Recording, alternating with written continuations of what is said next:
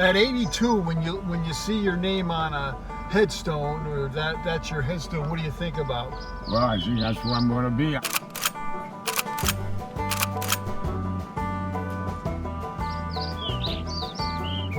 Okay, now grab that. Okay. There. Beautiful. Okay, we're going to the town hall now for an absentee ballot for the election to make sure Tommy Delnicki gets in. You mean you're voting for Audrey Delnicki, right? Not Tommy Delnicki. Hey Joe, I hope all is well. I'd like to thank you for coming out on November 5th and showing your support. I look forward to keeping South Windsor the great community that it is.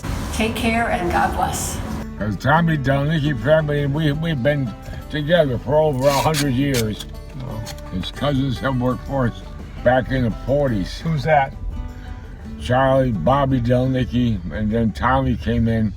Hi, I'm Tom Delnicki, a former mayor of the town of South Windsor, now the current state representative, and a lifelong resident here. Now, when you talk about Joe Krawski, my fondest memories are of him as a math teacher, even though he came from a farming family. Talk about a brilliant man, truly a great educator, a fantastic friend, and you couldn't ask for a better neighbor. The Donnelly family were neighbors of ours. They lived on Felt Road and we lived on Foster Street. They were very close, very close neighbors. Very close. Delnicki for mayor? Yeah, he was everything. He is there. I'm glad he's in the state house now. Okay, so we're gonna go to the town hall first. Then Geisler's. and then maybe, if you have time, I'd like to go to LLB. So it's November 1st, right? Yep, today. And usually during the farming season, what would you have been doing right about now? Stripping tobacco. Stripping tobacco? Right. So it'd be hanging in the barn. We take it down, and then we would from the poles down, and then we would put the lath up, and we would strip the leaves off the stalks. Now, with cigars, there are three elements to a cigar. Uh-huh. The three elements are, number one, chopped up stuff called the filler. Mm-hmm. Then that which holds the next one is a binder. Right. And then the next one is the outside wrapper. Is a wrapper for the outside. That's the gold. That's the money. Hi, Nick Castanelli here from the Connecticut Cigar Company. Welcome. We're based in downtown Stamford, Connecticut. We really enjoy the process of making cigars. As far as the cigars that we make ourselves, our traditional blend is a Nicaraguan Dominican blend for the filler and the binder, and the wrapper we use is a Connecticut wrapper with Connecticut broadleaf Maduro, which we get a lot of positive response on. It has a little bit of a boldness to it and a real good cigar taste to it.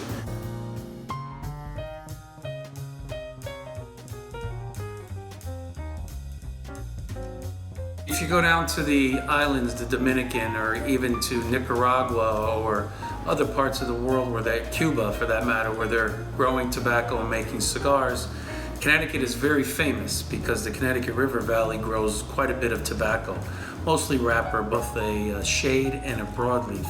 And people have often asked why that is. Why is Connecticut so famous for their wrapper? What makes it so special? And the answer is basically the climate and the soil and the Connecticut River.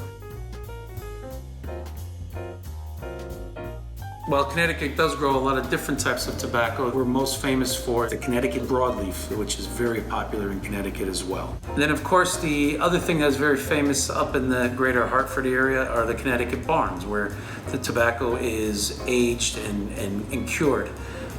There are some classic barns all around the area that have been there for hundreds of years, and it's just really a historical part of Connecticut that a lot of people don't know, but they should learn more about.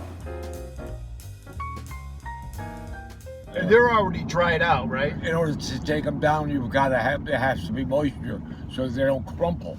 Right. See, we take the bales and we wait to give it to the buyer. Now, would the buyer come right in the barn and say, I'll take, this, take that? Or You're going to take it all for most cases. yeah, but do you bring the buyer to the barn, or do you take the To the barn. We get all the sheds together in one barn so he can look through them. Then he'll give you a price. If you don't want it, you don't take it. So you pretty much had a steady Buyer. every year. Pretty right? close, yep. Yeah. But I took over my father's buyer. Uh-huh. My father took over his father's Now, who was your buyer? The last buyer I had was Fink out of Texas. Texas? And he only sold cigars in Texas. The Topstone Golf Course in South Windsor was named after the cigar company that bought their tobacco.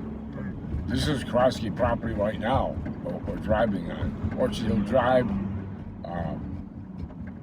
When you drive through this property that you once farmed, what do you think about? Well, I think about what was there before the house. It was a rural land. It was. I can tell you what fields we're coming up to. We had a field here. This was primarily scrubland, brush, and Brush, stuff. yeah. A little bit over here, but we had a nice field here, about maybe 3-4 acres. Good field. This is Tommy Delnicky's house. He's the guy that makes all that Christmas thing.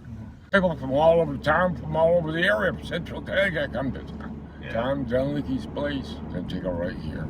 I live on 50 Elm Street, and I'll be going for eternity here to 50 Oakland Road.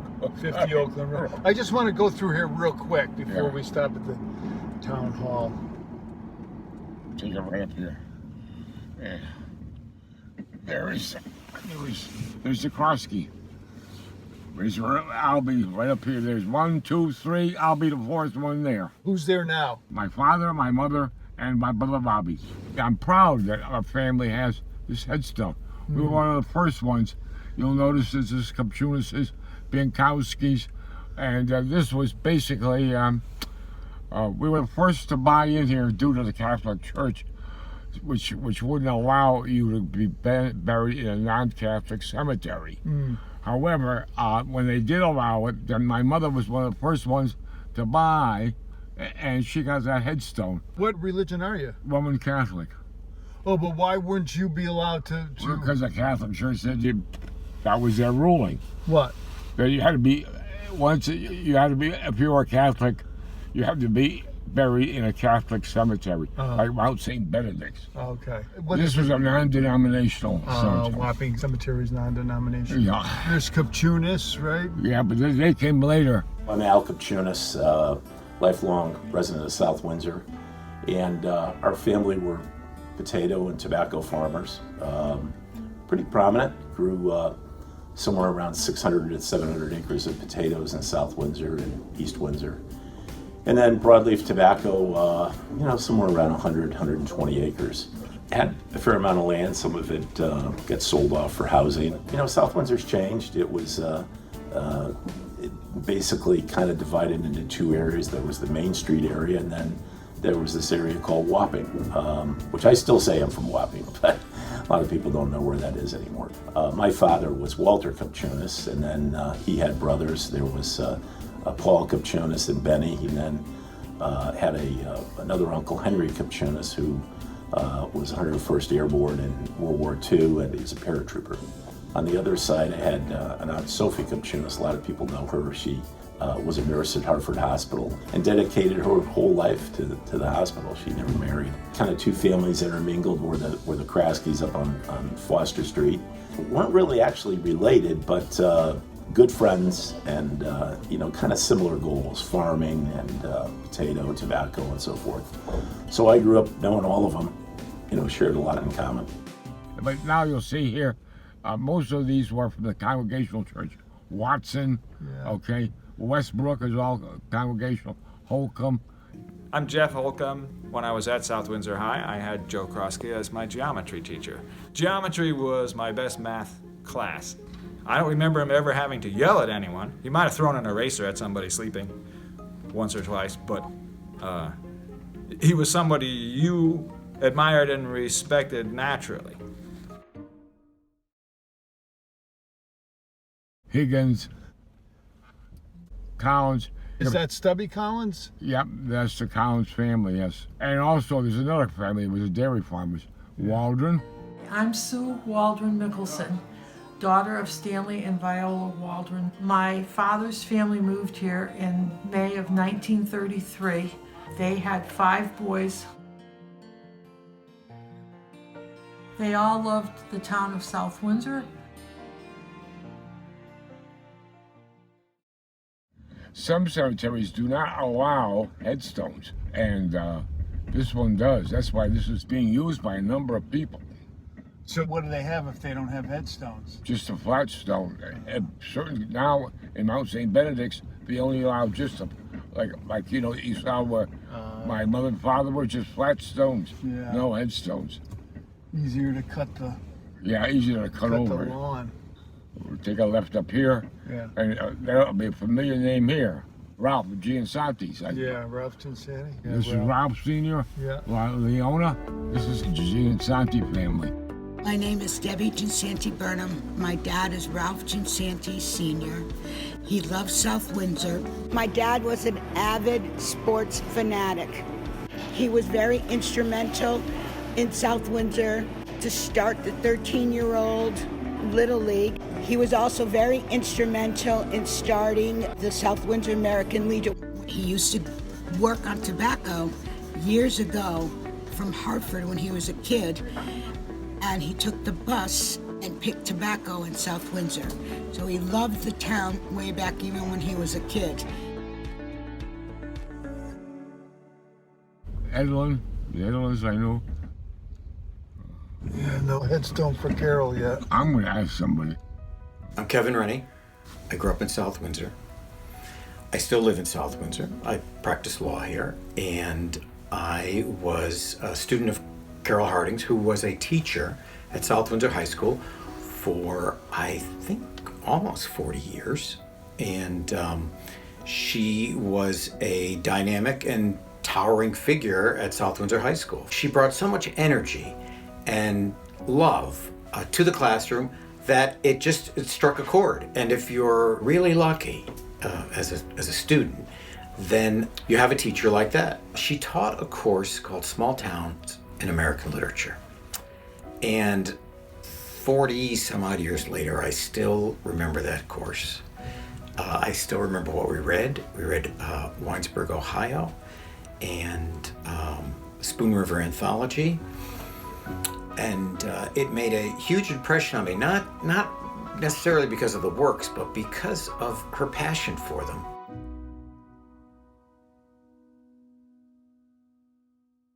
Nevers? Is that Nevers Road? Yeah. George Nevers? Yeah. George and Martha? George and Martha. What'd he do? Do you know? Farmer. Buckland. Is that Buckland Road? Oh, Buckland Road, yeah, the Buckland family. So this is old South Windsor. You see, now this building here, you wonder what that building was for. Do you know what that building was for? That little building right up here. In the wintertime, before they could bury people using shovels, they didn't have machinery. They leave them in there?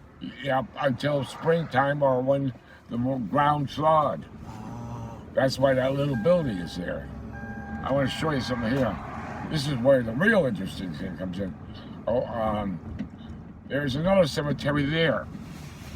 Now that cemetery is really interesting because a lot of these were the Indians that were at the top of Flax Hill.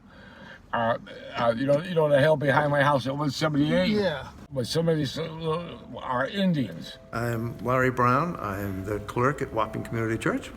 I've been involved with the church for quite a few years, and people were buried here roughly from the 1760s to the 1860s, about 100 years. There's about 55 war veterans, a bunch of them from the Revolutionary War, one from the Civil War, which sort of indicates that the last burial took place sometime in the 1860s or later. I found one that's 1866. It's the wife of one of the Fosters. It's an old family in town. So this cemetery plot began to be used 20, 30 years after the first church was built. And it's sort of a significant part of the heritage of this church. Heritage of the town as well, but It's interesting to just think to ourselves that there are people out there who used to attend this church, and they've been out there for well over 100 years. And these are the earliest settlers that came in to South Windsor, and some they unburied them, they exhumed them, and put a headstone. And some of these are, if you get out, you'll see. I think some of these were the Indians that were became Christians. That was a precursor to the Wapping Cemetery. Yeah. I wonder how far those go back. Oh, they go back to the 1700s.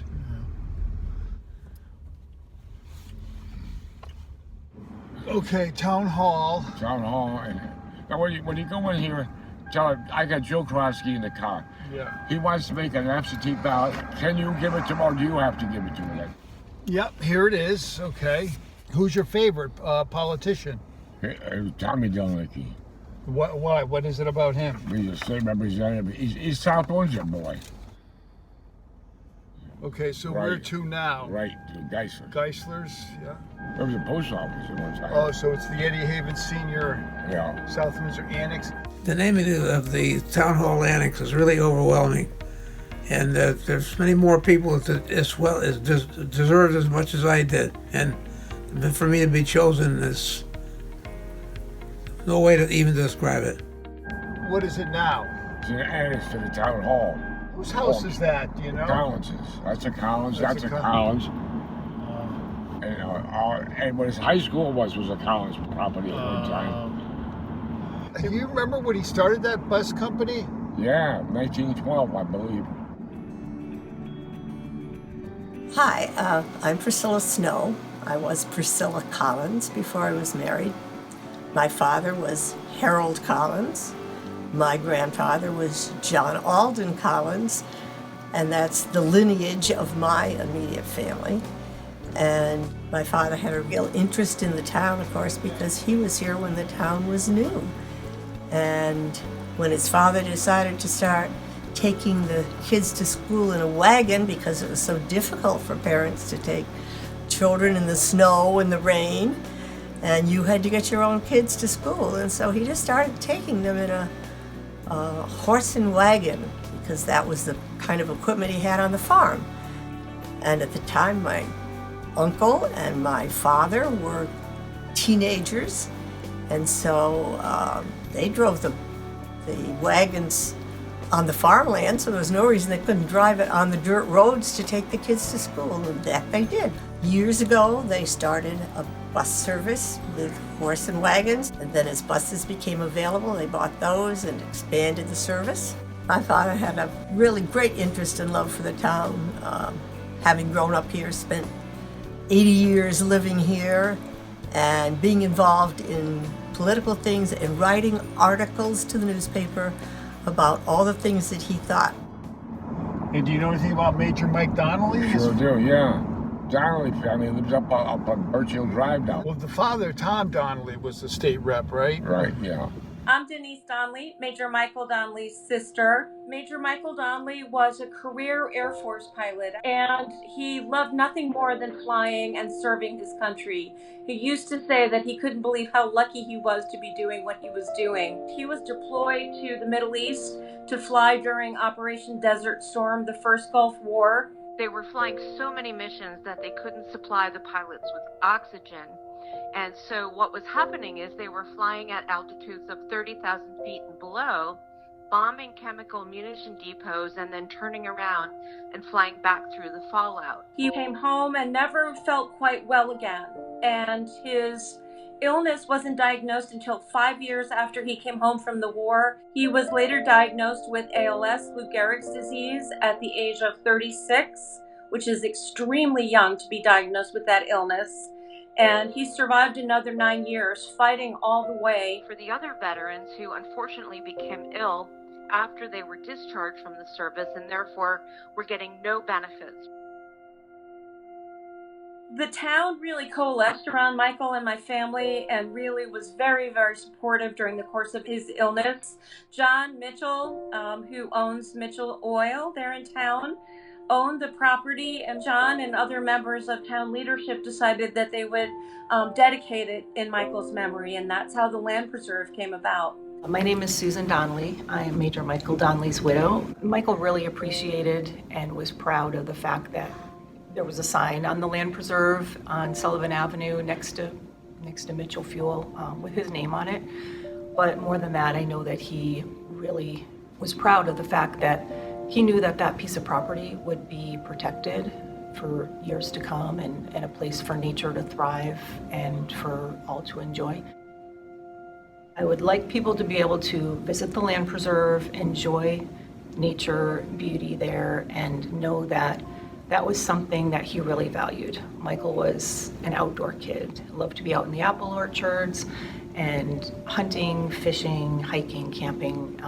So that meant a lot to him to have a nature preserve that was dedicated in his name. And I would hope that people would want to learn more about Michael and his story and maybe read his memoir, Falcon's Cry, and learn more, see who he was and what he did with the community and what the community did for us. We all learned a lot from him and his strength.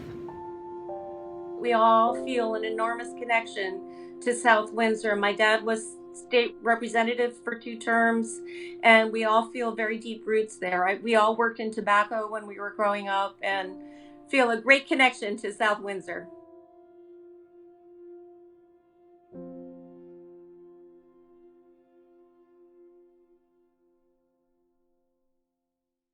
Every morning I was down at the country store every morning. For coffee? For coffee. Do you know who owns the Sullivan Avenue Plaza? Who owned it? Yeah, Rubners owned it one time. He was part of UNR construction with Ludi. Well, remember Vegeta and Anita Rubner, the girls? Yeah. They were cheerleaders at one time. All right, what are we getting? Okay, 3 Florida Natural, 1 Farmer's Cow, yeah, 2 ciders. Now, it can be, I think one is Chandler's, the other is Rogers. Rogers, one or 2. Make one of each, I don't care, Yeah. one of each. Yeah. 1 12-can Schweppes ginger ale. Yeah. Okay. Then 3 boxes oatmeal raisin cookies. Yeah. And now this is like a hand lotion. I think it's Palmolive. I don't know. There's several hand lotions. Hi, Joe. Jeff at the store. South Windsor Geislers. We miss you. Try to get down to see us and have a good holiday. Where's next? LLB. They're down in Greenwalk. Now, what was all this land here? Strawberry Hills land on. That was all a dairy farm here. Tomlinson owned it. Tomlinson. Paul Tomlinson? Is that the kid? No, it was Carl. Carl? Carl. See, this was a church where the Methodist church was, but it burned down, and then they went together with the Congregational church. The community house? Yep, it was a church for the Methodists.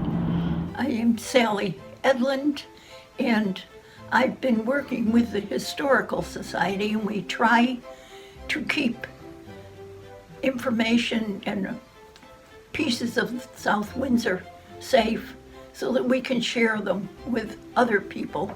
And one of the stories that I heard Porter Collins telling, and Porter used to be our unofficial historian in town, one of the things he told us about was the fact that the old Methodist church, which then existed in the little triangle right at Wapping Center, it burned down one night during the night. A mile up the road, he heard this terrible clank happening, and he found out later that it was the bell falling out of the burning belfry of the Wapping Methodist Church. It pretty well burned to the ground that night, but of course the bell didn't burn. So they needed more money to build another church. So what they decided to do was they shared with the other Wapping Congregational Church for space to meet in.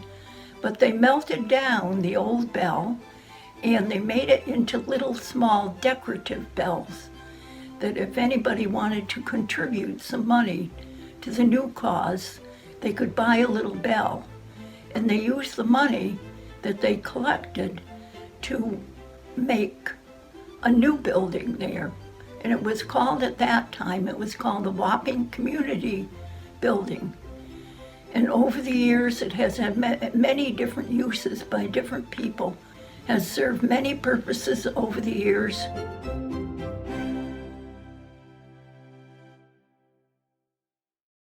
Here it is, right here. Cargo pants? Cargo pants, Paige. Yeah, beige? No, wait, no. I got a beige already. Okay. This is what I want. Yeah. Cargo shorts. Cargo shorts. Yes, this is the number Yeah. of this. Color can be either, I prefer khaki or dusty olive. Okay. Okay? Okay. And here's the money to hold on. Okay.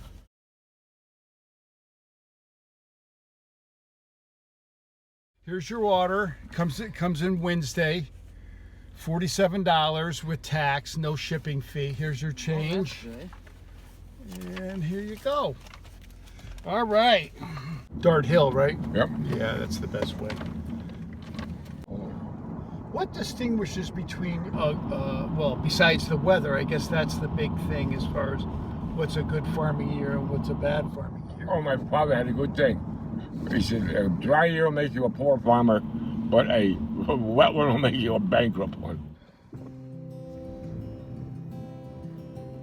What were your best years farming? I don't know, 60s. I had some good years and bad years, up and down. I'm Jack Longo, and I worked for Joe when I was 14, 15, 16 years old. And the thing I remember most about Joe was that he cared about the people that he hired. We never considered it a job because he hired people from the school. 5 of my siblings worked. It was like one big family. And the thing I appreciate the most about Joe Krawski was he knew times were hard back then. There were 6 of us in the family, and we were all trying to save up for college. If he needed 2 people, he'd hire 3 or 4. He knew we needed the money, and he helped us out dearly. And I'll never forget that about Joe. He cared about you. He wasn't the boss. He was a co-worker, and I'll always remember that and always appreciate that. That's some good years and bad. See, this is Flax Hill. You see the top of the hill? Remember I showed you that cemetery behind the church? Wapping meant out east, and it had a thing called Wappingshire. And when they came from England, Wapping was a district in London. And see the top of the hill? Yeah. That's really truly Flax Hill. And that's where the Indians would bury their dead. Flax Hill? Flax Hill, F-L-A-X, Flax Hill. Are they marked graves? No, they store them up and they bring them down to the cemetery there behind the church. Behind the church. I'll be glad to get out of this place, but I got stuck in here. I'm going to see how my, goes, my operation that happens on the 21st. Yeah. What's going to happen there? So I'm stuck because I want to get medicine and stuff like that for it. You know, they'll take care of me in a medical way. So I'm kind of stuck. All right. Home sweet home. Home sweet home. So how do you feel about being home? Well, it's my own apartment, my own surroundings, I'm in charge. I'm the king of the roost. How do you look at the last 6 months? How do you view The last 6 months, I thought was like, the last 6 months were a kind of, if I'm looking for the proper word. It was a respite. It was something to get myself rejuvenated for the next 6 years.